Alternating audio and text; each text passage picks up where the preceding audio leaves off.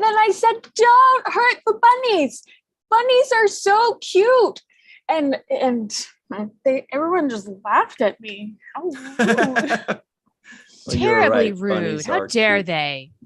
Hey, everybody. It is time for the Orville and Chill. We're going to have a lot of bunny talk today, as you may have guessed. We're going to talk about the Orville. Actually, the last two episodes, since we weren't able to jump on last week. We'll talk about also this week's episode. We'll dive into some Star Trek talk as well. You know, like dive in like feet first, plug in our nose, that kind of like easy dive in, you know, nothing too crazy. And we'll have some fun, everybody. So, of course, you know, Bunny Queen Melissa Longo is here. Yeah. We have some fun music to talk about, too. You know, it rhymes with Queen. Green. Charlene Schmidt is here. Almost made your name rhyme with green, too. Almost. That's a stretch, isn't it? Hi, everybody. We missed you last week. Totally. Yeah. Dr. Anne-Marie Siegel is here. She's floating around space. Oh, if you're just listening in, trust us, she is. Hi. My name is Ryan T. Husk, and it's all downhill from here. Uh-oh. I know. I'm even more scared than you are right now. Strap in. We're just going to go Buckle right off the up. rails, aren't we? Do you guys know those people that do that? Like whatever you say, they're like, I'm even more whatever that was than you are. You know, like if you say, my back hurts, and they're like, tell me about it. My back's been hurting since the Bush administration. Or then if you say, man, I'm annoyed today, and they're like, I'm even more annoyed than you are right now. Constantly. What? That's Tell us how much you like it. Life. Story Yes, of my life of always being one-upped. Everyone has to one-up me all the time. Fine, go ahead. I don't have to be the first. Yeah. I don't have to be the best. I don't have to know everything. Go ahead. If it makes you happy, fabulous. Not everything is a race. Exactly. Anne-Marie, care to jump in on this? I'm not sure if I should have brought it up. I felt like brought up some negative feelings. I think this is a good time before we get into anything else. Yes, please. I just want to mention that suicide was featured in this episode. And in case it comes up in the live chat, this is our trigger warning. And in case you ever have any feelings of harming yourself or even thinking about it, make sure to call the National U.S. Suicide Prevention Hotline, because the world is a much better place with you in it. And the number is 800-273-8255. I don't have an international number, but my guess is if you call this number, it redirects you. Mm-hmm.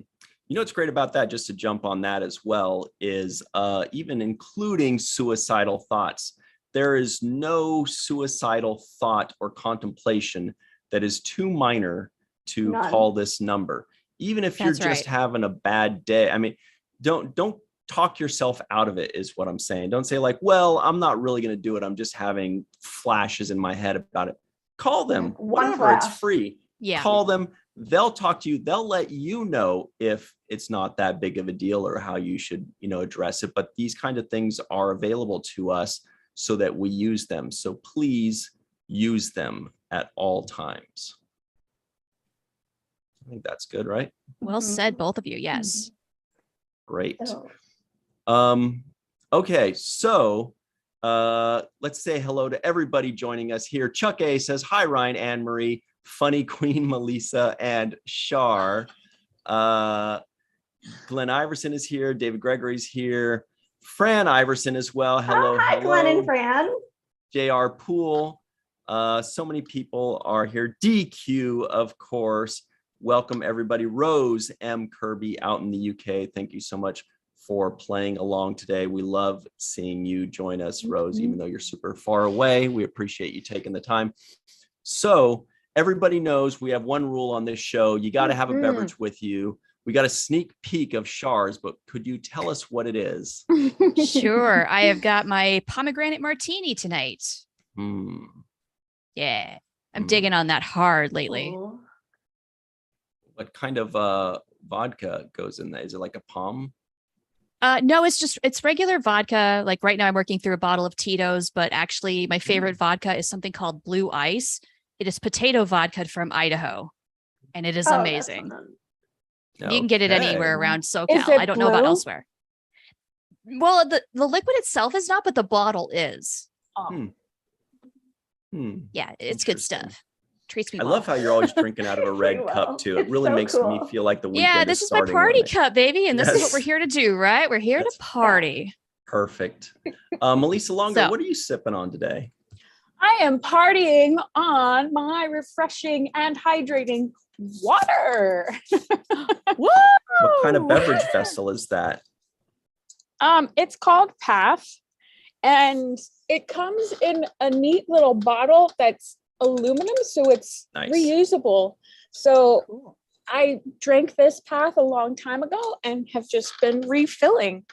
Talk about environmentally friendly and hydrating, because it's tray hot here. I'm going to use my aluminum beverage vessel next week, if I remember. It's a fun WWF one. The World Wildlife Foundation, of course. I was thinking WWE. No, because I'm always doing it.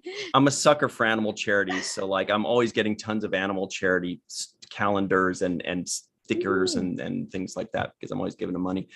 Anne Marie, what are you drinking today? For now, I am being super boring and I have water, but also that's because I only just went to the grocery store, so my watermelon. Oh my God, it's chilling. Ooh, that's your favorite. No, it's so summery. I love it. Sounds refreshing. Speaking of summary, we'll be getting some summaries of the last 2 Orville episodes very soon. Everybody in the live chat, let us know what you are drinking. Today, I'm going to have a nice key lime flavored beverage, LaCroix, which is going to be delicious, but I'm not going to drink it straight out of the can.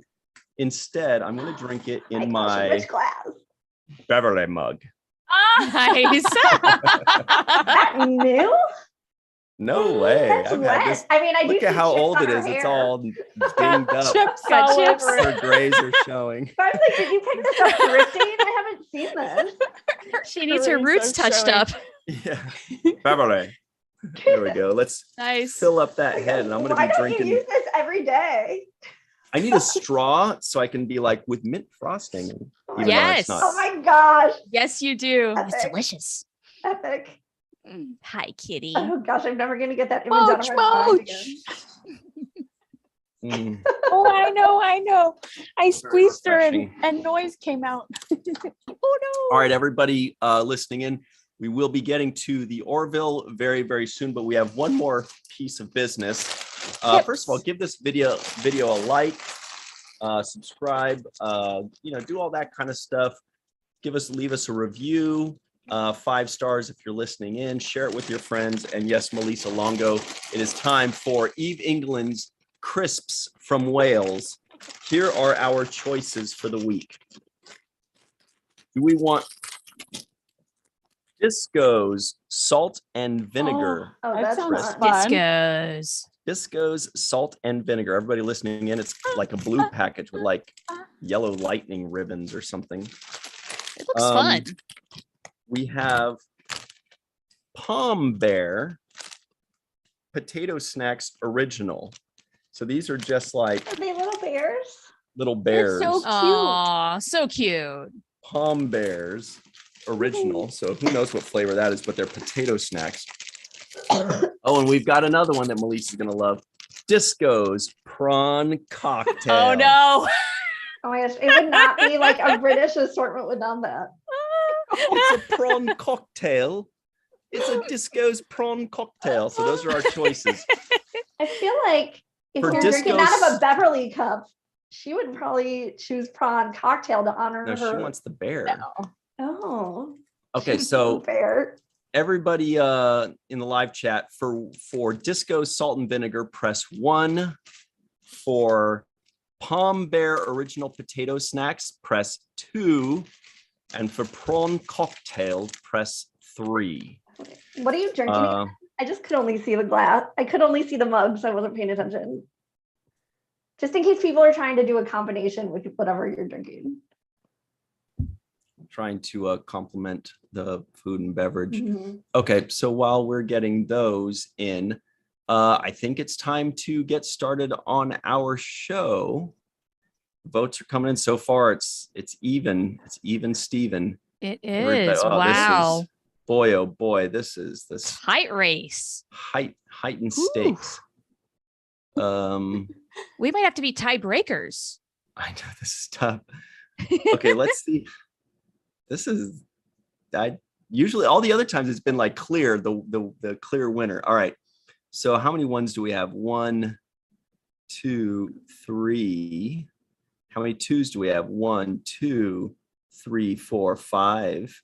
And how many Ooh. threes do we have? 1, 2, 3, 4. Mm. Okay, so looks like it's gonna be. Oh, next time we have to do an actual poll in the live chat, like we started doing for 7th Rule poll, like live chats. Okay, fine. We'll do it that way, and then we'll give it time. I'm just really into the polls. It's so much fun.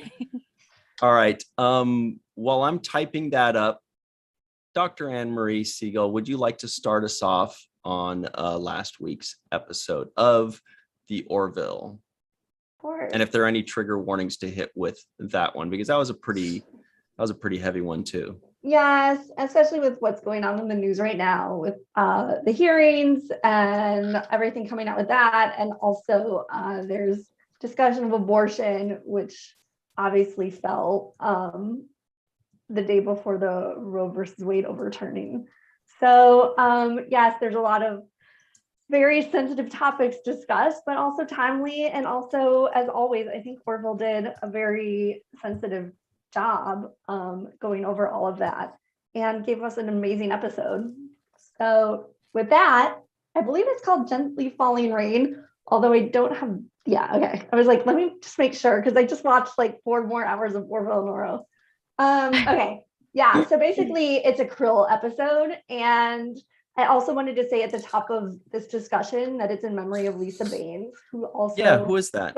If you'll remember, in addition to being a massive Broadway star, she's been a working actor on TV for like decades. She was in a Deep Space Nine episode, Equilibrium, where she's the doctor who keeps calling Jadzia. And when Dax is having some issues with the neurotransmitter balance in her brain from her joining, because there's that extra host that's been repressed.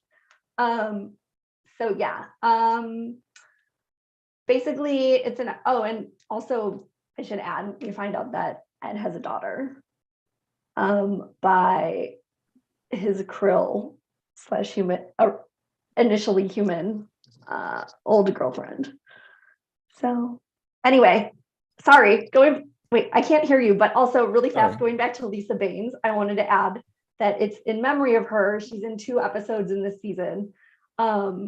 And looked like she was about to start having a little bit of a romance with the president.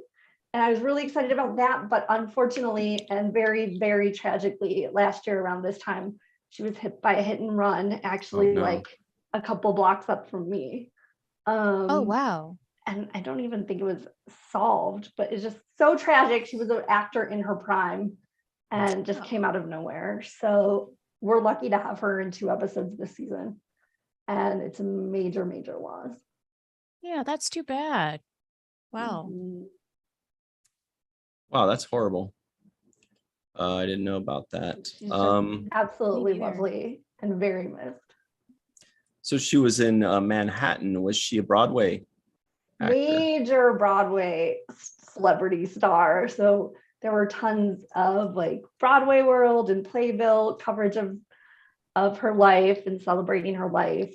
And, we have all of that to remember her by. But I just love that she really embraced the world of sci-fi, which not all serious Broadway actors, I mean, obviously there are a lot of Broadway actors, but not all people take sci-fi so seriously. And she really embraced it. And you can see it in her work in this episode, like as the senator. And I think she just really, every time she was on screen, I think she just lit it up so much. And that a specific shout out to when they're walking on the Krill homeworld for the first time, and she and the president like look at each other and have a little moment. And I was just like, yeah, bring them back in multiple episodes and hook them up. So it's just sad knowing that, I don't know what will happen in the other episode, but knowing that that will be the final episode she's in. Yeah. The final episode she's in is called Future Unknown. Oh, it's already up. Yeah. Thanks for letting us know about that. Really established actor. You're right. She's amazing. Scrolling down her work, tons of good stuff. And that's her IMDb work, which, I mean, her Broadway is like equally prolific for like decades. She's just fantastic. It's major loss. Wow.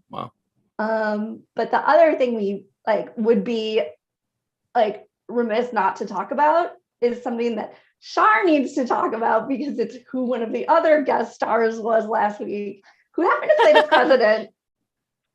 Okay. Right. Seems like one second, everybody. Oh, we okay, did put the poll that Anne Marie suggested. So now you got to vote a second time, whether it's Disco Salt and Vinegar, Palm Bear, or Disco's prawn cocktail. So look in the live chat, and you'll see a poll. Click on that poll, make your decision. And sorry to interrupt. Go for it. all good. So yeah, this guy is getting some presidential gigs as of late, I've noticed. And we are talking about none other than the one and only Bruce Boxlightner, who played President Sheridan on Babylon 5. Yeah. And he was Tron. And now he's the president here under a lot of blue makeup. I would love to know what he thought of that makeup. Oh, so he was like, it looks like he had fun. Yeah, and he was like, he did this amazing post on, at least I saw it on Facebook. And then, like underneath an incoming message from Lanier popped up. That was like, now you know how I felt every day for 5 years. Like, you know what though? The blue makeup looks like it took longer than Lanier's bone. Oh, I'm just gonna put that out there. I don't know if that's the truth, but that's what it looks like. That hair was intricate. Probably a piece, kind of like the Ferengi. So it was probably a helmet that went on his head, and then they worked on the face. Okay. So about how long does something like that take? Because I genuinely don't know. Well, it depends on the makeup artist, but that was. How long did it take Aaron Eisenberg, and did he have a shirt that he wanted made out? He did have a shirt. It only took an hour and a half, but it started out much longer. But they got it down to an hour and a half. Yeah, I'm sure as they start nailing these things down. Yeah, got it. You guys actually, and I know we're kind of all over the place right now. We do love to talk about Mr. Aaron Eisenberg and think about him. And actually, Melissa got a nice little token from Aaron or something that reminded us of him that was very nice today, right? Oh yeah, it was out working, and I saw what is it called? A mat. Yeah. Welcome mat. Welcome mat. Welcome mat. That said, Eisenberg, welcome to the family. Yeah. Aww. Yeah, just random house. Or something That's like cool. that along that line. Lines. All right. So that episode. Okay, I did want to jump in when Anne-Marie, you mentioned about Ed having a kid, because I know that's kind of a minor really fast point. I have to interrupt you. Please. Sorry, just to go back to the makeup for 1 second, last second. Tom Costatino, friend of the show.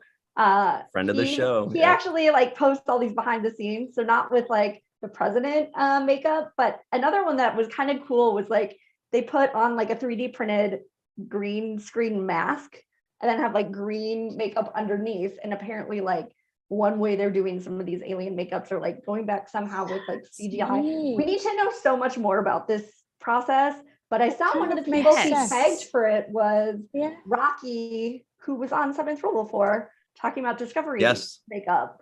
So I'm like, oh, he's like getting around Canada and LA. So yes, we'll put a pin in that to find out more later.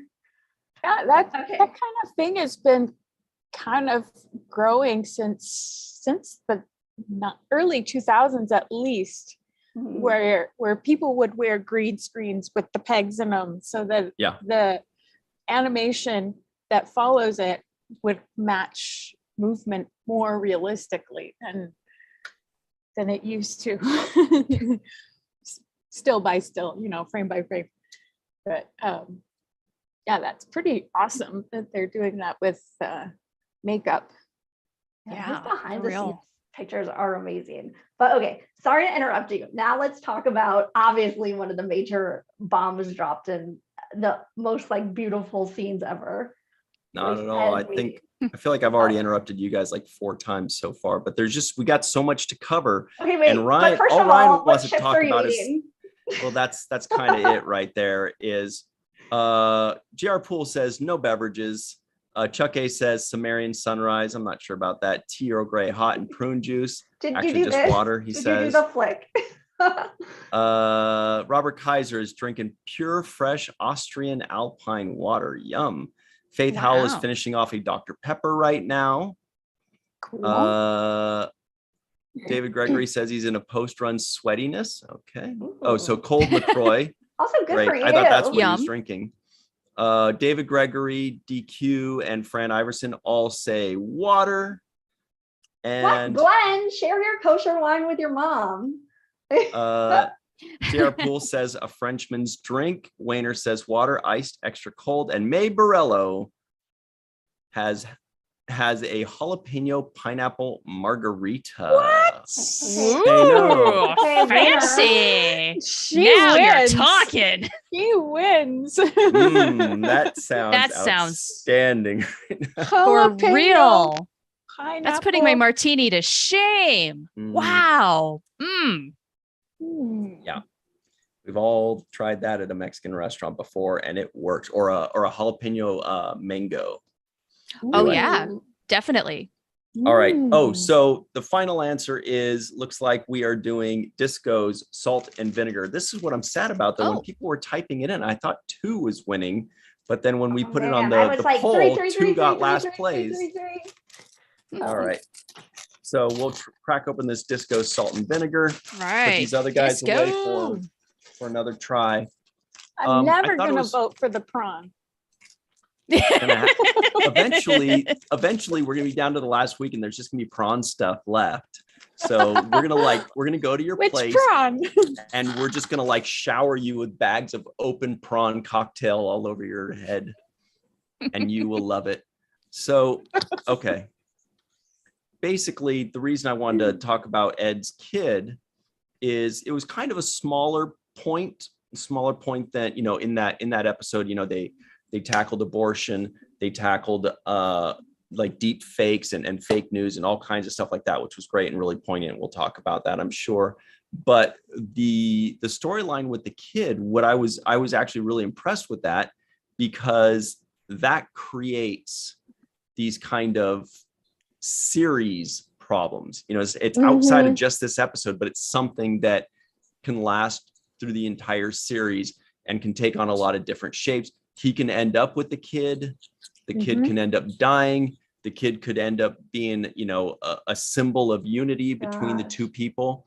But it's one of these things where, I've noticed that the Orville, thank goodness, caught these kind of things as these little elements that Star Trek does so well that add so much. Like, for example, in Strange New Worlds, Dr. Mbenga has his secret. I don't want to give any spoilers, but he has his secret that really creates so much more. And this had that. And this week's episode also had that. This week's episode had it in spades. Yes. Yeah. So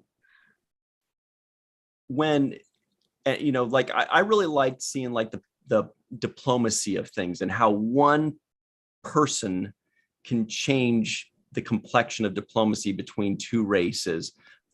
In this case, in this week's case, it was Topa on that storyline that we'll get into a little bit more. But I really feel like these 2 episodes were very similar in that regard, that they're handling these really deep, heavy issues, but then they're also adding these more personal elements that really bring like two major giant plot lines and have them kind of hinging on one person or one child. And I mean, building on that too, they have that callback when he goes, "Oh, look who's an Uptown Girl now," and that was such an amazing, like, not throwaway line, but just like, I mean, it just kind of goes under the radar unless you remember, like, oh, it was so amazing when you flew away from like leaving her in space and you were in your shuttle and playing She's Always a Woman. It's just, I love that freaking song. I love that song so much. too. And that was such a special part. I can't remember if I guess season 1, end of 1 or early 2. I love that song. Yeah. So pretty. And talking about other amazing songs, Nature Boy is one of my favorites. Hey, Yeah. Amazing. That's good stuff. Mm-hmm. Going back to like last week's episode 2, I had a question for you guys, which was like, I was totally confused about why Ed went back to Talea. Wait, that's her name, right? Talea. And I can never remember like which girl is which name, as bad as that sounds, because they all end in But he goes back I didn't notice that because there's also a Solea. Yeah. Right? There's okay, Soleans. Yeah. Okay. Yeah. And then there was like, yeah, there are a lot. So anyway, he goes back to the Krill one, like leader of the Krill now. And Talea. Talea. Okay. So he like, and what is immediately Tala's was last like, name? Isn't Tala's I last know, name? that's why I'm getting really. Okay, next week I'm gonna have a flashcard. Okay. And I'm not even kidding. I wrote it down. She basically, he like confronts her about their daughter right away. And I was like, what about like these amazing caregivers that the daughter has who kind of like betrayed her to like show him the daughter? I was like so worried for their life. And that was never followed up. But I was like, am I the only one who's like, don't say you just met the daughter? Like, they're in danger now. Well, I can see your point. Maybe. But she kind of looked like she had an affection for her daughter at the end when she's watching her, and to take these caregivers that she's known her whole life away from her would hurt her severely. So I don't know that she would want to hurt her child in that way. We have an update. Okay. L. Grantham's heir says Tala. Oh my gosh, Lord Grantham's heir is in the chat from Downton Abbey. Hey. Kiali. So we also have a Kiali. Kiali. So many of these names sound so similar to me too. I've noticed that as well. Yeah, they do. Okay, so and yes, I'm very worried that she'll end up like Zial. Everybody's begging to know these chips. They kind of have the consistency and taste of Pringles, right? Kind of like thicker and a little harder, a little less fluffy and light, but it's salt and vinegar, and I'm definitely a sucker for salt and vinegar. So I wouldn't put it as high as American salt and vinegar chips, but it's, it's good. It certainly passes. Put them up. All right. No. I've never seen Downton Abbey, sorry, so I don't know what that means. Oh, that's amazing. My favorite handle ever. But yeah, I really just to reiterate, like their comment about like Ducat vibes with Talea and worrying that she'll have like a Zial fate I'm like, wow, that is great call. Yeah. Oh, I didn't even think about that. Maybe, but she's still young. Yeah, this is definitely one of those hanging threads that we'll come back to. And I'm just looking forward to more. She's very cute. Very cute kid. Yes. Great plot twist. Like, I was really impressed. Yeah. I was not expecting that out of this episode at all. Oh, and did anyone catch maybe a potential romance moment between Lamar and Yes, I'm shipping them so hard. Obviously, we forgot to mention this, like, Lamar and who? Moment. Lamar and Talia? Talia, yeah. So when they're in the fistful of datas, like, wait, who's Talia? The security. Tala. Okay, Tala. Sorry. Just Sorry. these names are going to be the death of me. Yeah, Yeah. Tala I'll get there. I just haven't had decades to learn them all. Okay. Yeah. And use them in everyday speak. Okay. So Tala. that like pub crawl through the ages, they have that moment at the bar just together. Yeah. I was like, yes, this is so cute. And then obviously when Isaac rolls in with his mustache. Oh my gosh. He was so cute. Oh my God, that was great. Such a like data line. And I liked Fortis's beer mustache. Because that was good too. But Isaac's was spot on with that hat. Cute. I want to make that like my phone background. Well, he almost reminded me of Mr. Potato Head, but I can see that. But he was so cute. It was cute. Yes. Everything. Oh man. Yeah. That was definitely a laugh out loud moment, that visual. Oh, that felt very much like the Orville to me. Like, you know, like when we saw that moment with and Isaac is being totally straight faced because he can't be anything else, and he says whatever he says, the combined mass of whatever it was, like that felt like the most Orville line. Not accommodate the numerical totality of our combined numerical totality. Yeah. Well, it's obviously such a like data, like burning the midnight oil. Yeah, igniting the midnight petroleum. It's just so. This was so perfectly done. I loved it so much, and then it was really good, and it had nothing to do really with what was to come in the rest of the episode, but you get that nice lighthearted moment, and then bam, we're going to talk about really serious stuff and traumatize you for the rest of the episode. Well, but that was very Star Trek. I like that. Yeah, because I'm not saying it's bad. Brings in a balance of, you know, a little bit of levity for the tragedy of Leia being elected. Right. That's the formula. I mean, that this Star Trek really felt like this felt like reliving the 2016 election all over again, just in real time. Like, it wasn't that long ago. I remember what that was. She's not gonna win. There's right? No way. There's no way. Yeah. And then guess what? Yeah. Yeah. Oh, it hurt me a lot. I'm just gonna say that much. And also, it's hard not to get political on an episode that's very political. Yeah, so political. And then I just had to like give a shout out to John Fleck, who's like the Krill ambassador, because he also played Silik in Enterprise. So the second he starts talking, it's like, the Krill ambassador, John Fleck.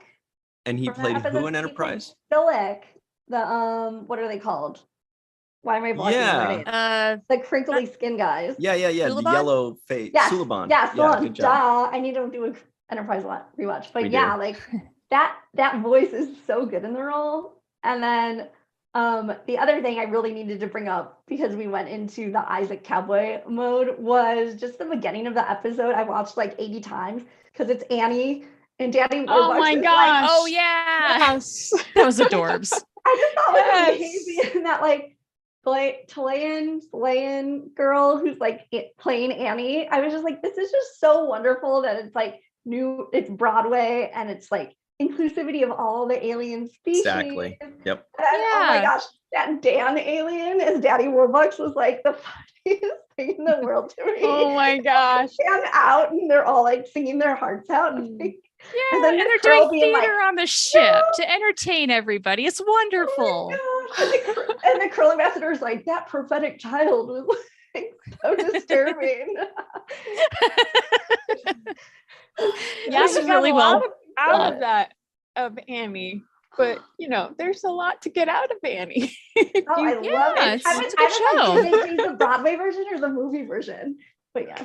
But I have a special place for the movie version because Anne Ryan King was one of my favorites. So what about those of us that have never seen Annie before? Oh, oh well, you should at least once. Asking for a guy with no friends.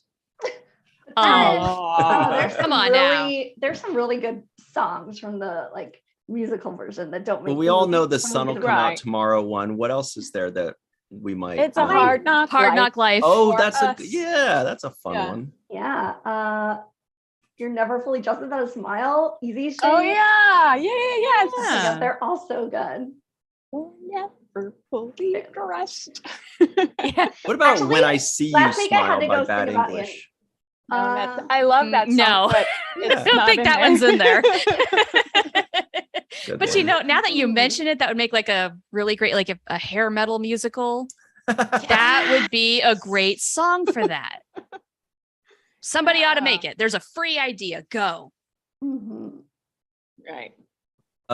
Did we get sidetracked? No, we were talking about Andy. No, that was a great. That was an amazing I opening loved scene. seeing That was that. so At Orville. first, I was like, oh, why are there so many aliens doing this thing? And I was like, oh wait, no, that's freaking adorable. They're all just It's playing. so cute. They're all doing some old Earth Broadway show. Yes, but, they're all coming in to do. I love that they're doing this. Yeah. The little girl, her voice is amazing. Yeah. Yeah, really I was good. like, yeah, she should play Annie on Broadway or somewhere.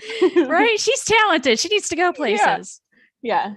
And I love that they called whatever theater district they were in for the ambassador meeting Broadway. I was like, so is this like some sort of New York? What? Yeah. They're affiliated somehow. Well, and then they brought up Oklahoma, which was I was like, good call doing Annie. right. Is Oklahoma good? I have not seen Oklahoma. Some of the songs are good. Yeah. It's not my favorite. I did some of now I'm blanking. I did a song from Oklahoma when I Ooh. was going to school for musical theater. Imagine in that. New York, in New York City. And it was, shit, I forgot what it was. Can't say no. Sorry. Shoot. You guys, before we went live, Melissa was telling poop jokes. That's why she had to say the SHIT word just now. Oh my gosh. The fact that you spelled it out. Yeah, just please, we got to be, just don't say the fucking F word, please. That's where we got to draw the line. Oh, frack. Anyway. Yeah, fork. So, Shar, did you have more to talk about? We kind of talked about the episode a lot last week, everybody. We just weren't live, but we still talked about it. But is there more that you'd like to cover? Because I accidentally erased my notes when I was taking notes on this week. I was like, oh, why are there still the notes from last week? And I deleted them. And then I realized afterwards, oh, that's right. I kept them there because we didn't actually cover it. Boy, I mean, just speaking in generalities, yeah, really, all I really have to say is just the parallels to the 2016 election and the attitudes that they portrayed, the various angles of that was spot on. And I watched it the day that the Roe versus Wade decision came down from the Supreme Court. And I gotta say, that was a bit much. That hurt. That hit hard. Just like, wow. One trauma at a time, please. But really, the only other thing I think I should definitely bring up is there's so many good quotes in this episode. Things like a political vacuum is a dangerous thing. Yes, if no one fills it with hope, someone will fill it with fear. Did that not happen? Yeah, and that spades. was so good. It's still happening. It still is. So Yeah, good. thank you. It Still is. happening. It is. Yeah, murdering the president nauseam. felt like lock her up, you know? Just much more direct. I also have to say, I'm a really big fan of Shar and her husband because they did, first of all, I like met them from Babel 4-5, their like rewatch of Babylon 5. But the really cool thing is like when like journalism and reporting like philosophies creep in, because isn't he like a journalism professor? And yeah, like, he teaches in the communications department at a community college and teaches a lot of the journalism and news writing classes, oversees the paper, all of that. And his background is in journalism. He was a journalist out of college. So he knows his stuff. It's so good. And he can get very fired up. And you two are such great Twitter follows, because sometimes like you guys both tweet about things and I'm like, oh yeah, I never thought about things that way. Like, so I was also thinking about you two during the episode. I was like, yeah, this is a Schmidt duo episode here. You know, it really is, because my husband would definitely have things to say about it from a journalistic standpoint, and especially the whole fake news bit and combating that whole experience. Like, I could do him no justice, so I will refrain, but it would easily take up 5 hours. Well, sometimes for me, I find sometimes it's better to go out of the country for my news. I do this too. Yes, BBC. It really is better because there's less mistakes. BBC or Al Jazeera. Just get the facts. That's all I'm really looking for. I don't care about people's opinion and their bias. Just give me news. Royalty. Like, as long as it's not like royalty based, BBC World Service is so good. Well, American news, like, we're kind of screwed. Yeah, I mean, if they're talking about foreign soil, not so much their own, because it's less bias if it's out of the country than in the country. And you can get more insight into what the rest of the world is thinking as well. And how they're it's a better perspective. Exactly. It is. Yeah, it's good to know what everybody else is thinking because we're sort of in like this weird news bubble here. American news cares about what's happening here and not much else. When there's this whole other world going on, and we should not only be aware of all of that, but then also what do they consider important coming from here and how do they think about it? Right. Right. Yeah. Many other places look at us as a global entity rather than, I mean, yes, there's some nationalism in every country, but there's a recognition of a global entity that works together and is I mean, we all have an influence. Right. And we have such interchangeable relationships with each other, and to deny that is just go like this. It's just foolish. Yeah, I agree. One of the negatives of having the entire spotlight of the world on the US is that if you're in the US, then you're just looking at yourself. Everybody else, they have their own local whatever, and they're keeping an eye on us. But us, we got our local stuff and we're keeping an eye on our local stuff. Right. And that's it. And so people don't know that, there are horrible tragedies and giant things happening all over the world, and nobody's got any clue what's going on in Myanmar or all the wars that are happening in Africa or, not American news. Yeah, I know. You're right. And I get it. People are tired and bombarded by news constantly. And yet, the newscape really does need to change, I think. Like, I love journalism. I will stand by it till my dying breath. But at the same time, is there room for improvement? Yes, of course there's grievances. Yes, they do not always get it right. And attitudes, I think, across the board need to change as to how it's done and how it's perceived by the people. And people need to be engaged. Can I give one bit of fun information as to just to add some context to this? So if you'll recall, when social media first started booming, when Melissa was just a toddler, what was everybody complaining about with Facebook? Everybody was complaining. Everybody, whether it was a joke or whether they meant it, they were like, oh my God, Facebook is just cat videos. Cat videos, cat videos, cat videos. And some people like myself were like, sign me up. Yeah, what a terrible problem to have. Yeah, and other people could we go back to that, please? Complained for some reason. And then it started to evolve into what was the next big thing? Pictures of your food, right? And then everybody's like, oh my God. Hello, Instagram. Evening, pictures before of it was your food, evening. right? This is like 2010, 2012, whatever, right? And then people started sharing articles and stuff. Well, here is where social media and the media fell off a cliff. There were some studies that were done where they're trying to figure out what things got the most activity, what things got shared the most comments, most interaction. By far, by a landslide, it was not cat videos and it was not pictures of spaghetti. It was anger. It was outrage. It was articles that gave you outrage. Okay. And it didn't even, the article itself didn't actually have to have anything that pisses you off. Just the headline.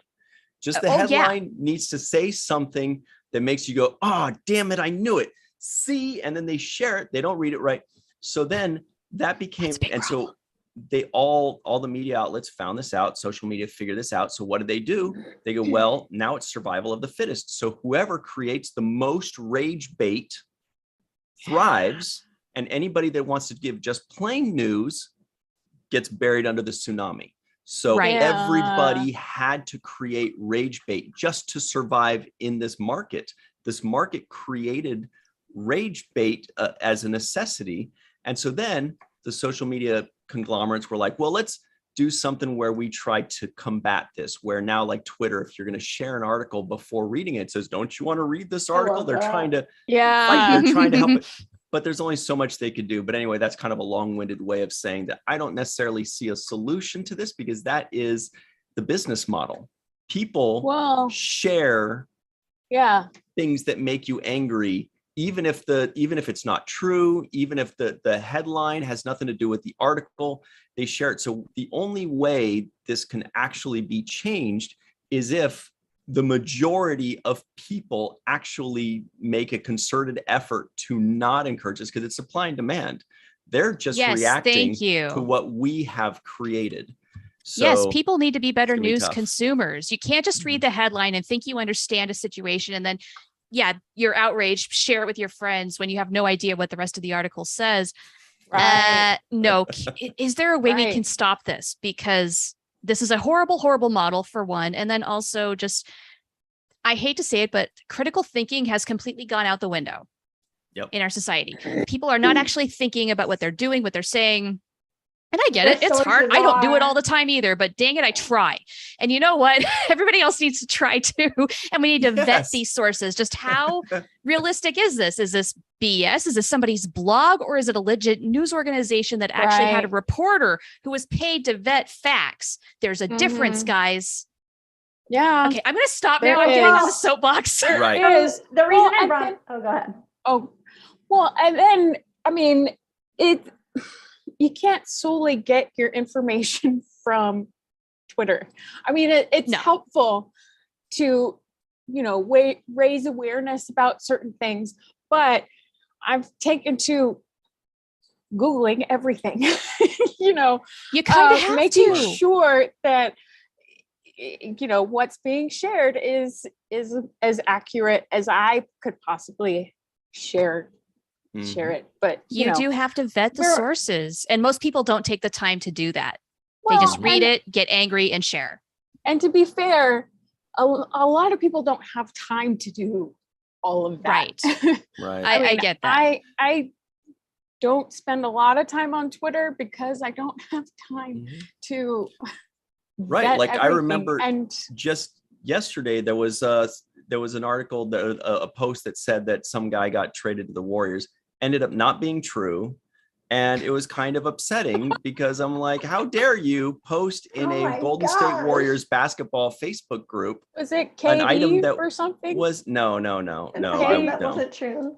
No, but KD is demanding a trade. Anyway, so we got to move past this because... So all I wanted to say was that I think the best way to combat it is like people being more aware of the thought processes behind journalists and the newscasters. And that's why I brought it up, because like Shar is one of the shining lights of people who will share like the theory behind what's going on, like, and how to check your sources. And it's just like great to periodically remind yourself, and probably in the future, maybe teach this more in schools. But like, anyway, I love following the profanity on Twitter. Aw, thanks. Hilarious Star Trek jokes, animal things, and then like really great reminders about how to look at news sources. So. Right. Also, Beavis and Butthead memes, if you're into that. Yeah, which it's then made me watch the movie. It already did. It's so out. Good. I have to go watch it. It's my secret pastime right now. Oh, I'm loving it. How many times did you watch it? Okay, I'm like at the end of my second time, and it's like all over Times Square's billboards, and I'm like, nice. Secretly, that's so cool. Can you get a photo of that for me? I want to see it. Like everybody's acting like it's so bad. I'm like, it's amazing. Shut up. No, it's amazing. People who criticize People who criticize Beavis and Butthead have not watched Beavis and Butthead because they do not know what the show is really about. They just think it's stupid potty mouth jokes. No, there is an art to writing stupidity good, and Beavis and Butthead does that. Also, that's why I love it so much. Like an 8-year-old at media play in the 90s, like trying to secretly read the Beavis and Butthead book because you're not allowed to watch it. So like, it's like such a dopamine release of like, ooh, I'm doing something bad. Look, Mom, I'm watching Beavis and Butthead. 30 years ago, it was this big controversial thing because some 3-year-old set something on fire, and that is why Beavis was not allowed to say fire for the rest of the original run. Yeah, because that that caused a lot cook. of stir. He'd be like, cook. Right? Oh, that's like, an impression. Cook. Why are you saying cook? But that's because he can't say fire. And then in the 2011, I guess, additional season that we got, it was the glorious return. Like first episode, first video, he's like, yeah, fire. So I guess we moved past that. Plus, they you guys don't light yourselves on fire or anybody. Yes. No. Ever. Common sense Please don't. is a Unless wonderful it's your job. thing. That's to why do they so. have the You work in warning pyrotechnics. at the Only beginning of you the can show. prevent They're fires not of yourself. role models. They're not even human. They're cartoons. Okay. So as much as I'd like to talk about Beavis and Butter, because I only watch the first 3 minutes and it actually made me chuckle. The next episode because it's like an Emmy. I told you. It's good. Right. And also because Robert we have to Kaiser. talk about this episode Robert Kaiser that said. deserves all the Emmys. Yes. Robert Kaiser says, which was very good. He said, I want to talk about positive and productive thing, not about the crap I hear all day anyhow. And you're very right, because he's out in Austria and we're like, all Americans do is talk about themselves and people. And then meanwhile, the guy in Austria is like, yeah, you're doing it right now, buddy. Whoops. Yes. Sorry. We did do that. Yeah. Wow. Yeah. Sorry. We're guilty. Okay. So let's talk about this next episode because it was. That needs to win every Emmy ever. Yeah. Tell us why. I mean, so it's basically just a continuation of about a girl and the most amazing, masterfully well done continuation you could ever imagine. And the actors were just like acting their hearts out, and Adrian Palicki. Oh my god, amazing. Bortus, like Paul Macon, Peter Macon, and then Topa, who I can't remember her name, but obviously I added her as a favorite on IMDb. Just like incredible acting, and I will also add Isaac. Like, I mean, it's just great acting by Isaac. He was. I was like so freaking moved, and Dr. Finn. It's just like this episode. Those two. Oh my gosh. I've watched it 3 times and cried the whole time, like all 3 times. And as Melissa said, like the nature boy and You'll Never Walk Alone were just Yes. Oh my god. Like my eye makeup's bad because I was doing it while I was watching the end again. And when they play, like the music in this episode was just brilliant and so poignant. And when they start doing the orchestral You'll Never Walk Alone while Topa's going to the bridge, like yes. After Bortus has told her she's perfect, I was just like, oh my gosh. And I thought maybe it was just me being emotional yesterday or something with all the news coming out. And when I watched it Wednesday night, and no, it's every day. It's just moving as hell. No, it's just that well done. I really liked this episode. And I had to kind of double check myself, make sure that, yes, this was sending a very good and thorough message. I looked for Jessie Gender's review of this episode. And if you don't know her, she's a great content creator on YouTube. Discussed this episode. It's like a half-hour review. Yes, I watched that. Went through all the ins and outs, and yes, it hits. So this is very well done. Yes, can confirm. Right. Oh, and before I forget to mention too, the callback to Bortus singing after we never got to hear him sing "My Heart Will Go On." Fantastic. Yeah. Great touch. It got announced. Like the whole screen was like going crazy with the reservations, which obviously I was like I was like freeze framing, like, ooh, do we know any of the names? Which I didn't notice, but any that jumped out at me. But I'll have to go back and look again. But it was just like so not like I mean, it was funny, but also just like, oh my gosh, it just like melts your heart. Oh, everything about it was just beautiful. It's just also well done. And Dr. Finn is such a wonderful doctor. She's just amazing. Dr. Finn is amazing. Her medical but really, you know what? amazing. Who I really loved in this episode was Bortus. And especially in that moment where he said, "You are perfect." That is exactly what Topa needed to hear after Clyden said, "I would rather have you dead." Like, God, whoa. So glad Clyden's gone. So Bortus stepped up and said, "No, you're okay. And I am here. I've got your back." And that is exactly what Topa needed. And it warmed my heart. I know. Yeah, so good. So good. I really loved this episode. Could you tell? Did you like it when Bortus said, "You will be silent"? Yeah. Because I didn't, and I'll tell you why. I actually had a lot of qualms with this episode in like little ways, not like the story or whatever, but like, okay. I'm like, can you imagine somebody talking to their spouse like that and saying, "You will be silent"? Yeah, but that's why I was like, whoa, dude. So rude to him for years. But in front of their kid too. Yeah, but Clyden has done a lot of not being silent throughout the whole thing. And Bortus has spent so much time being silent, and it was time for Bortus to speak. So it was time for him to say to Clyden, "You will be silent because this isn't just about you. This is right." Well, see, I'm thinking like, I don't think it's ever okay for a parent to yell at another parent like that in front of their kid. Right. I would think that like, I would think that it's be like, "Kid, go to your room. We got to go talk this out." I don't know. I was just like, whoa, this is not. I mean, that's a valid point. Yeah, it is a valid point. But just in this instant, it showed that Topa had a parent that would stick up for him. Yeah, that's what it's portraying. Yeah. You can stick up for the kid, in a different way. I mean, that's just me. You could be like, to that point, can you keep it down? But or up to that let me point, talk. Topa hadn't seen that and hadn't felt that. So Topa needed that validation from at least one of her parents. Plus, at that point, it's like it was over anyway.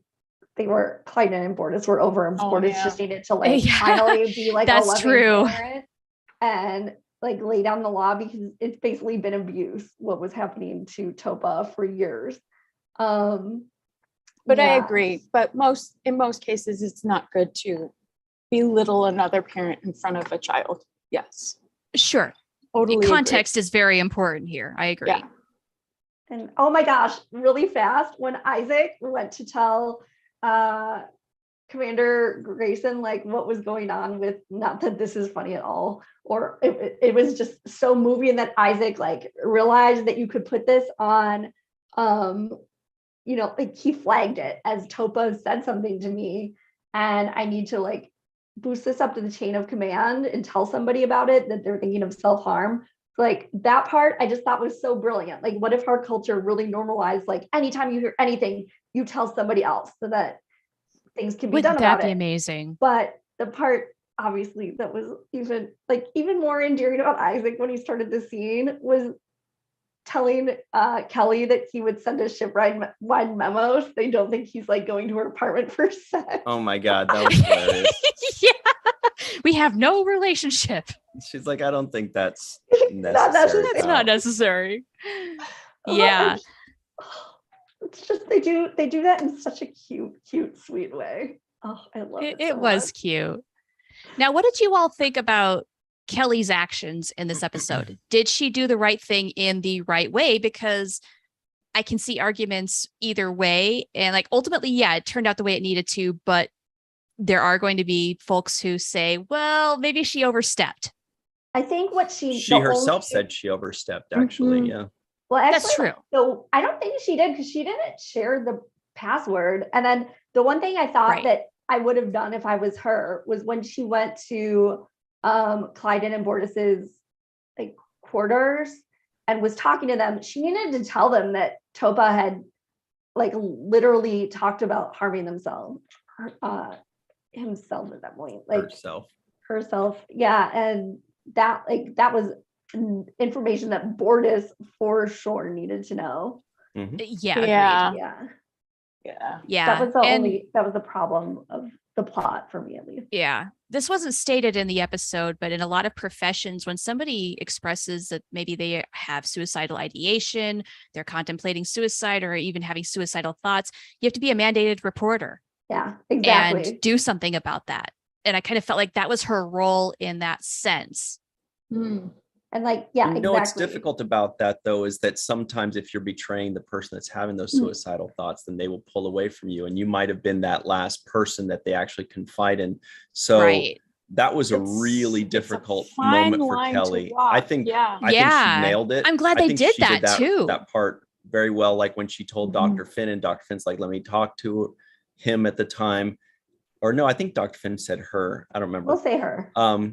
But then Kelly was like, no, I don't want to break that trust just yet. I just want advice. And I'm like, that's good stuff right there, kiddo. Good work. Good work. Get all the advice you can. We'll let you know if it gets to code red, you know? Right. Another thing I really appreciated was stressing how important it was for Topa to guide this process. Right. Let her tell people what she needs. That's how everybody was behind her, like 100%. The second they heard what was going on, I was just like, yes, this is. It kind of reminded me of like a TNG episode. Like the crew, I felt like would always be very supportive of children in stages of panic and turmoil, and it was so nice seeing like this whole crew like being so supportive and loving and concerned. It was just really beautiful. And even Picard would take care of kids, and he hated like kids. Jonah. Yeah, exactly. He sure would. So here's another unpopular opinion that I've got prepared here with regards to Kelly's actions. A lot of them were great, and I thought Adrienne Palicki is constantly surprising me with how good her acting is, to which some might respond, well, why are you still surprised? Maybe I'm dumb. But the point is, I keep getting surprised with how good she is. Yes, interject that the past 2 episodes, I've been very impressed with her performances, more so than I have in the past. So I can see why you're saying that. Thank goodness. I feel less dumb now. Well, you know what? Anyway, she's great. In these past 2 episodes. She like elevated that scene where they go to the holodeck to like where she shows Topa like her, you know, basically that court case that decided it. And like I felt like Kelly is her, like she was just so poignant that like you watch that court case even more emotionally. It was like more emotionally charged as she like introduced Topa to it. And I mean, it just felt like way more hard-hitting even than it did at the time when we had watched episode 3. And I'd imagine there weren't that many dry eyes just watching that. I can't remember her name, like Havina, the previous poet from Auckland, and she gave that speech, and it was just the music was going, and watching like Kelly's expressions and then Topa's like reaction. It was just, oh my, the acting. It was such an amazing moment, and the woman who plays the poet is so captivating. She's just, and then when Topa is crying after hearing this woman speak, it's just really powerful. I'd like to address a comment in the chat, if that's cool. Yeah, please. I think it might be the one that I was looking at too. Yeah. Oh, well, let's find out. What's the comment you want to talk about? Just Rosie. Oh, okay. No, that wasn't the one, but let's go. Oh man, now we got to be in suspense and find out what you were going to say a little later. By the way, every time, Anne-Marie, you say Topa, and every time they say Topa, it just makes me think of Worf going, "You miserable Topa," right? Doesn't he?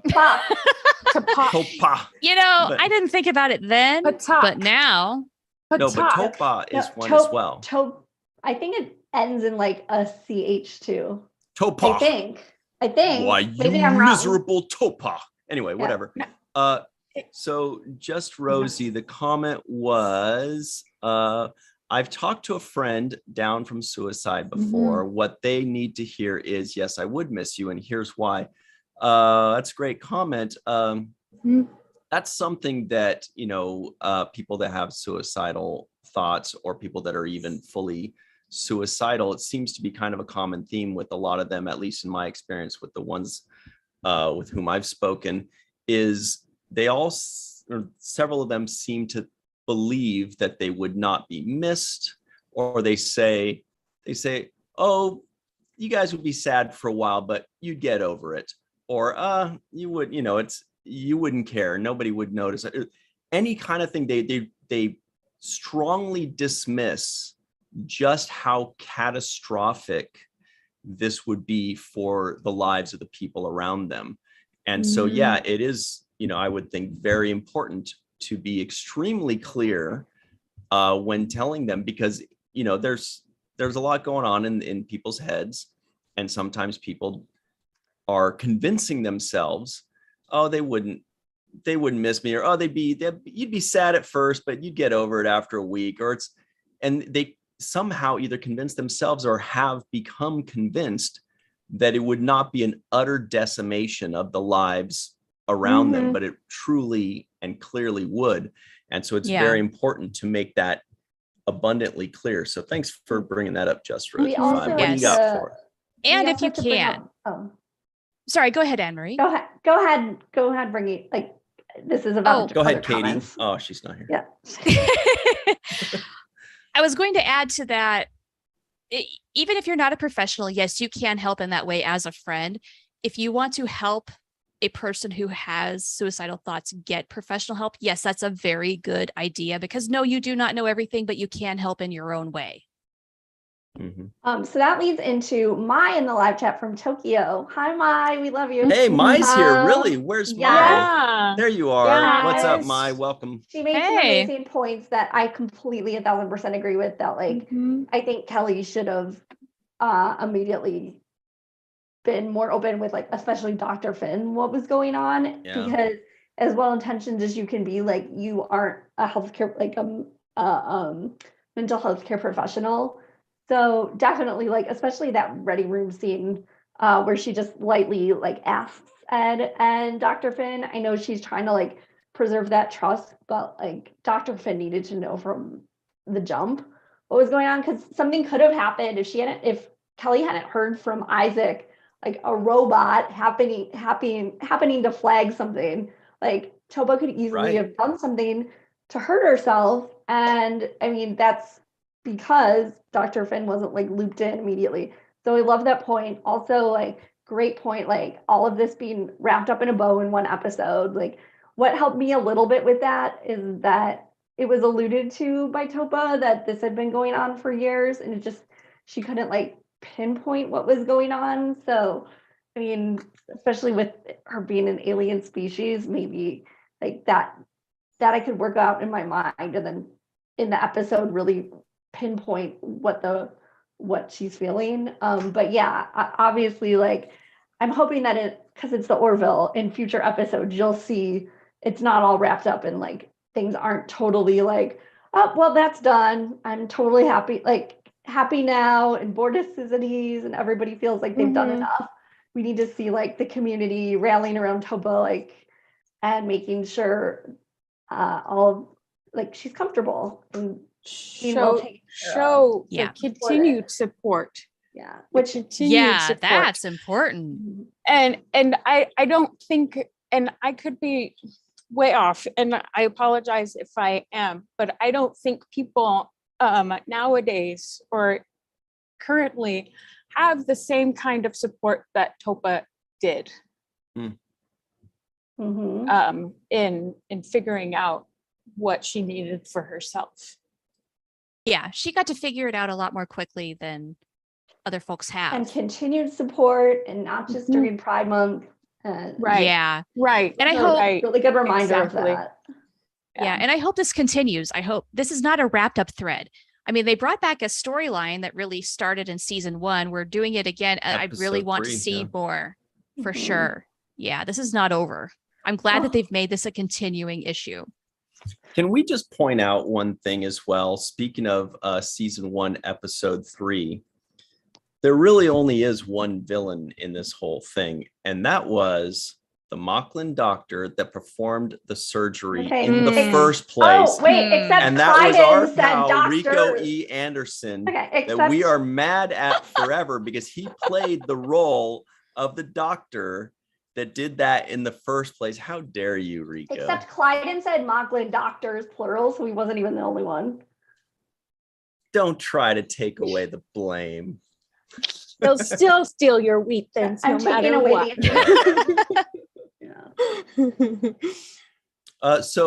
Shar, you said there was another comment you wanted to point to. Is that still floating around in there? You know what? I think we addressed it. It was from my M about the fact that this is maybe a little too simplified and maybe a little too wrapped up. I would say we're not done yet. Without knowing what's coming next, I just hope that we're not. Mm-hmm. Do you think we've seen the last of Clyden?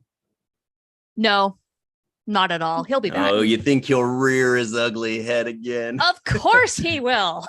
I'm looking forward to it. I hope it's in a way that shows some growth with him. Yes. And maybe working some through. Yeah, okay. Right. That's another angle that we haven't even discussed. Yes. Yeah, is like the fact that Clyden has like his own trauma that he's going through based on what he's been through, and his reaction feels very realistic because he's kind of been trapped by his own circumstances and he has made bad choices as a result, but maybe he can come around. Yeah. He has a lot of work to do. That is a good point. That's another major thing that they touched upon that they didn't really hit with as much of a heavy hand as the other points. But yeah, he's had an enormous traumatic event and history throughout his entire life. Can we completely blame him for maybe, reacting poorly to certain things? Here's what I felt. And he did make the line. He did say the line of unhappiness is better than despair. So this is a guy that is just living in the dungeon of, his soul right now. Yeah. So that's a tough one. It's really tough to just say, all right, go ahead and get out of my life forever. Fuck you. And it's just like so maybe hard he needs help more than anybody. He is living in a cultural and self prison in a sense. Mm-hmm. Yeah. Because even though he is the most annoying guy, but we gotta be compassionate. But that's just it. Like he's been smoking repressed. like 500 cigarettes a day now. Well, yeah, but the whole episode I was like, what if Topa got to know the reason behind Clyden's behavior, just to like help help come to terms with it? Because I mean, there's no way that could only help. Like, and even if she's too young to realize, like, well, it's like his actions are sort of like explainable, at least like over the years she could work through that. Like I felt like that was something that she deserves to know. Right. Well, their whole species voted to, ruled to have the change done as an infant. So Clyden's working through all of that as well. Women are bad, women are bad, women are bad. That's a difficult thing to break through. And it does take special people who do ultimately break through and shine the light on what needs to change. And those Dolly Parton listening warriors are part of that change too.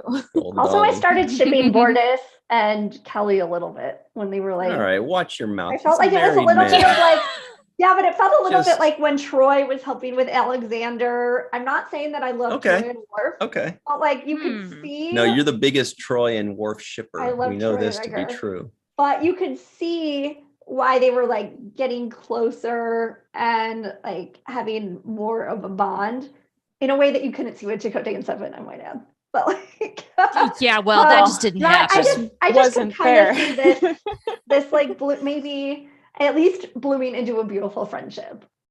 Yes, blooming onion. That's what I saw, is that there's a potential for a very good friendship, strong friendship. I don't see them having that connection, especially because he's more, interested in males, but in Clyden's.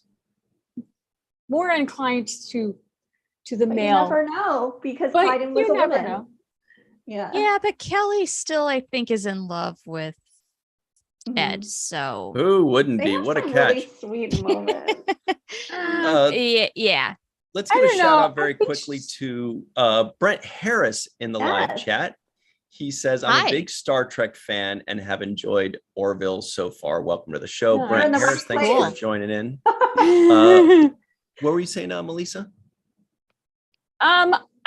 seeing Kelly more as not necessarily having to have a relationship. She's been really good at being the mental stability or the mental health aid or guide or ally for many people on the station, just like with Ed or with Dr. Finn or with Bordis.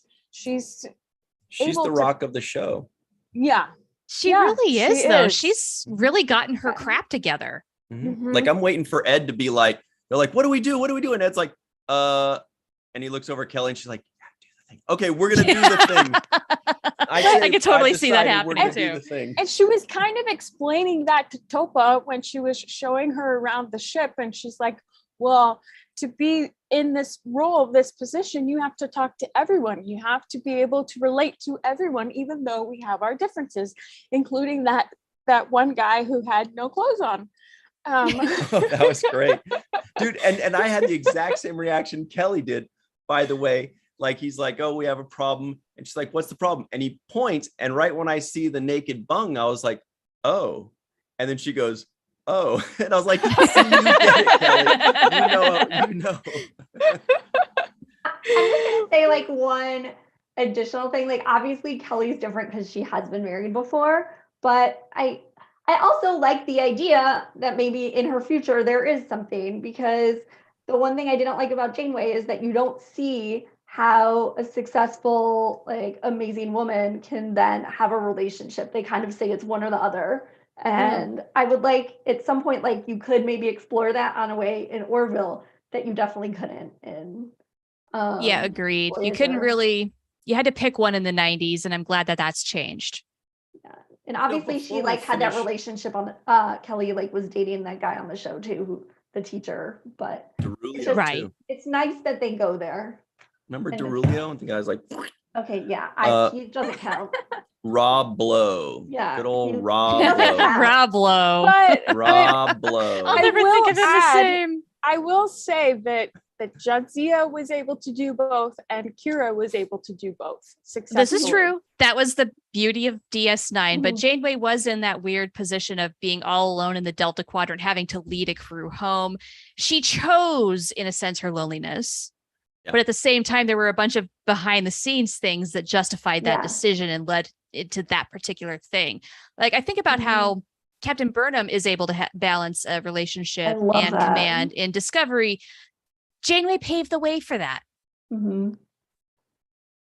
Uh, Important to see, and like as a women physician, it's oftentimes like a very big problem with like tons of a very high divorce rate and then high depression rates, and it's sort of like that how to do that balance, and it's nice that on a sci-fi show you can explore that.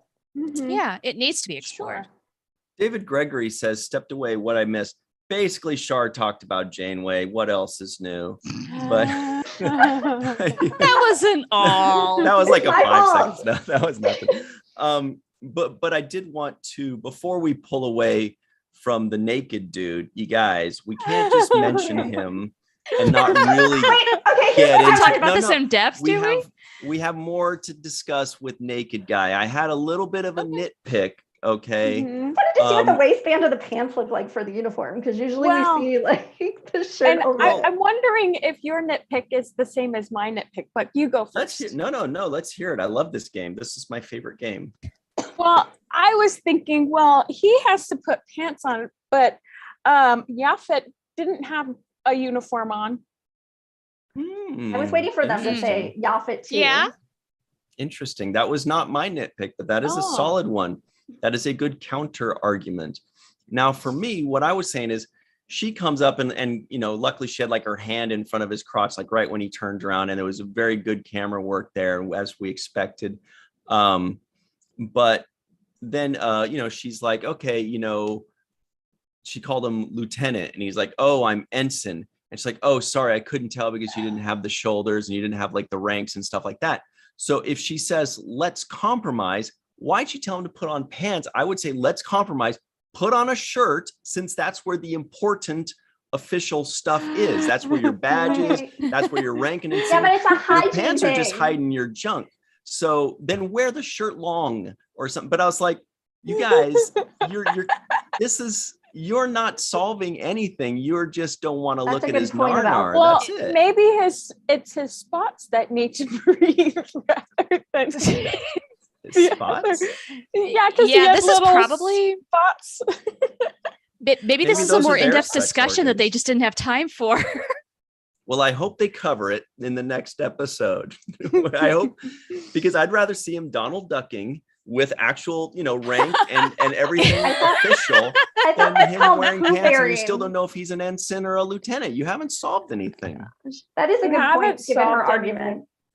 And you're making a very good argument for that being the meet me halfway there mark. Yeah. Unless you put the rank on the belt. Mm-hmm. Or just in which case you're still looking around the midsection, and does that help that much after you've seen their junk?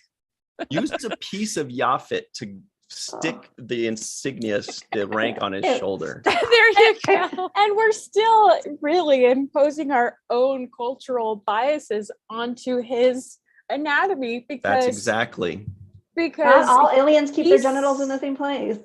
Well, that and not all aliens have the same sensitivity. I don't know, or right. Betazoids didn't. Well, as Anne-Marie's our resident medical doctor here, and she does, mention, of course, it's so obvious, not all aliens have their sex organs in the same spot. So, Anne-Marie, would you like to give us examples of well, that's a Star Trek 6 quote. My favorite Star Trek movie.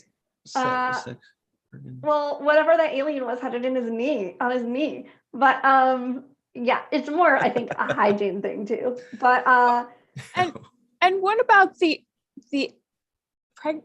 somebody was pregnant on their arms? Oh, Trip. Was it in Enterprise? Enterprise. Yeah. Yeah, it was Tucker. Oh. Let me check. It's your forearm. He had nipples. Yeah, on his arms. Yeah. That happened. And then have you been putting your hands in sand again, Ryan? And didn't Cass? That's how didn't Cass's species give birth out of their back? Yeah. Right. Yeah, basically, like it grows a sac or something. Like Alojan. Reproduction is really effed up, if you ask me. Yeah. It makes zero sense. They live 9 years and they have. I would have to assume a litter of children to keep the population going, but they're talking about it as if they have one child and this is their one and only chance. So replacement value for one person. Well, that's going to dwindle down really quickly. Yeah. Totally. So none of it makes a lot of sense unless they are just a dying people and they're eventually going to go out. Or if like they're not fully monogamous or something like that. And depending on like what the male-female ratio is. But wasn't Neelix dating a 1-year-old? We don't really know much about that. She was 2, Ryan. Chill out. But I don't know when they started dating. I always found that a little unsettling because she was, even though she was an adult 2-year-old, she was still pretty young compared to Neelix. I don't think their relationship was built entirely on bromance. I think it was more of a mutual thing where she needed a way out. He wanted somebody to take care of. He's a nurturer. Yeah. And here's this young Ocampan who needs everything. Boom. Okay, we have a relationship. Family. Yeah, exactly. But yeah, the romantic aspect of it, that never really worked for me either. Yeah, not helped by the fact that they deleted the scene where they actually broke up. So you're also like, what the hell is going on Voyager? Oh my gosh, yeah. It took me a second to catch up there. It's like when that happened. The weirdest cut scene of all time. Like, who made that decision? But the other thing I wanted to mention was just like Isaac and Dr. Finn at the end of the episode, obviously because I love those two together. And I just was like, they're getting back together, aren't they? I was like, where are you guys gonna go have dinner? I hope he's heated. Like I think he right? Like I never thought about that. He needs to have some kind of internal he needs some temperature. I agree. Some heating unit. And maybe there's so to some speak. sleeves for him. Yeah. Because otherwise, I mean, well, whatever. We know. I mean, that might be a little uncomfortable at first. Yeah. That's a very good point. I never thought about that. Otherwise, she just feel like she was at the doctor. Yeah. Anyway, but speaking of maybe sometimes and also shout out what's his name? Kai, who is such an amazing pianist in real life, and he actually plays piano on the show. Oh, I love that kid. Cool. But yeah, I wanted to mention real quick. We're just about out of time here, but one of the things that remind me of what makes Star Trek so good is something that the Orville did, which is coming to solutions of problems, right? Like the big part of this episode was the problem, was explaining what the problem is and how it affects people and this and that. And Star Trek's really good about, you come to that solution of the problems with a little help from your friends a lot of times, right? And so what is it? Okay, so the kid has problems, right? Kelly comes to her aid. Then now Kelly has this problem, and Ed helps her out. And then Claire Finn says, I will sacrifice, I will come to this, I will be the solution. And she does that. And then they say, well, no, that may not work. And then Isaac says, well, I can solve this problem. You know, everybody kept trying to like work together to figure out, maybe I can do this, maybe I can, until they finally came to a solution that we hadn't thought of. And that's what's good with Star Trek. That's good writing. That's good with Orville. Is they came to a solution that we hadn't thought of. Like when Claire Finn said, I'm going to do this, you start thinking, is this the solution of the episode? Is she really going to leave? How is she going to come back? How are they going to work this out? Is she going to be gone forever? What? We start thinking about it. And then when Isaac says his thing, we go, finally, that fits. We got it. That ace. Yeah. But everybody was willing to stand up and sacrifice everything in Finn's case. So everyone had essentially a part of being part of the solution rather than just one person being the hero and that's nice. In and saving. Everyone in their own way was part of the solution. Very Star Trek. It was so it was just such an elegant solution, and in a way that Star Trek does that you don't really see on other shows. And I'm sorry that I keep comparing it to Star Trek, in a way that the Orville does, we should say. Because the Orville can stand on its own and do its own very sophisticated things. And Just Rosie says, I can't wait to watch these 2 episodes of the Orville. Spoiler alert. Sorry, Just Rosie. I mean, catch up. You got to catch up.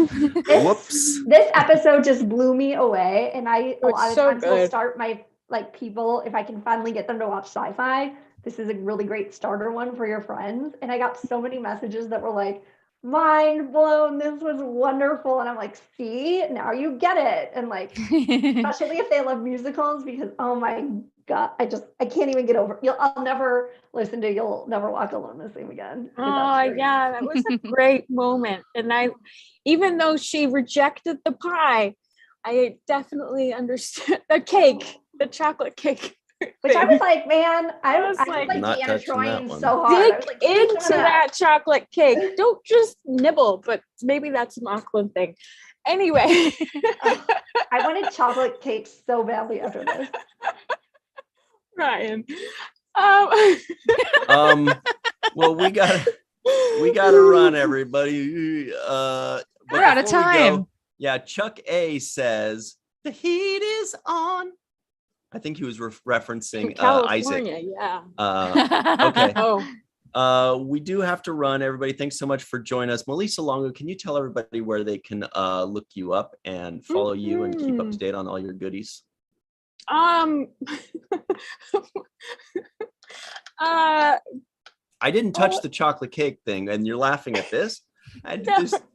No. Some things just Make me giggle. My brain is, but Fart joke queen.